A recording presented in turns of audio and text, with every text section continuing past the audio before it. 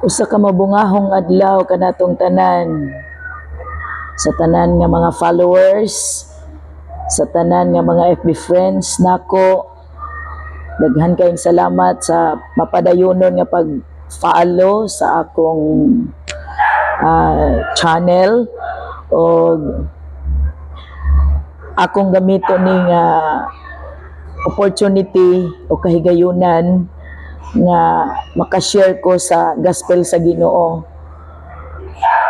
Wala ko mag-vlog para mahimo kong popular o mo-earn ko dako nga mga income. Ang ako lang yun, no, nga makasangyaw ko diri sa FB world sa pulong sa Ginoo. Mahimong influensya ang akong kinabuhi sa daghang mga katawhan sa tibuok kalibutan. So I just want to share you the word of God this very morning, mga ka-heaven, no? Mao ni siya ang akong gigunitan nga verse ngano nga musulti gyud ko sa pulong sa Ginoo. Diri sa Ezekiel chapter 3 verse 18. Mao gyud ni siya ang hinungdan ngano nga dili ko maulaw, dili ko magpanuko, nga musulti gyud ko sa pulong sa Ginoo. Tungod ani nga verse sa Ezekiel chapter 3 verse 18, giingon ang Ginoo, kung moingon gani ako sa taong dautan, mamatay ka, ug unya dili mo siya pahimangnuan o agnihon sa pagbiya sa dautan niyang pagkinabuhi aron maluwas siya.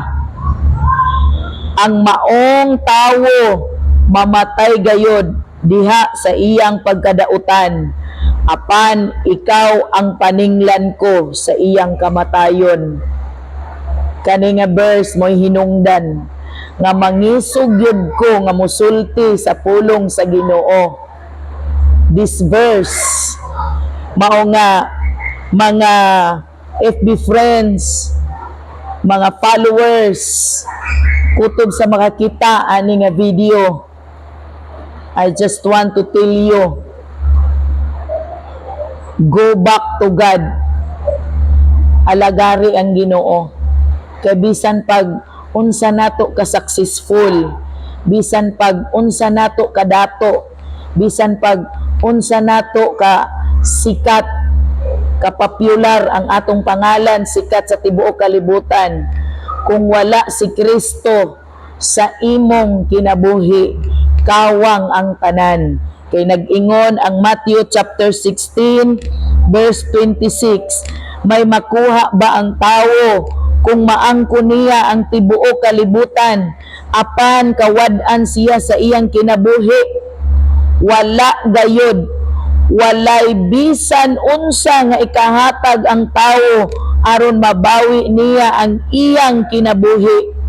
Kay ang anak sa tao, which is Jesus Christ, hapit na moabot uban sa himaya sa iyang amahan, kinuyugan sa iyang mga anghel, ug unya balusan niya ang tagsa-tagsa sumala sa iyang binuhatan.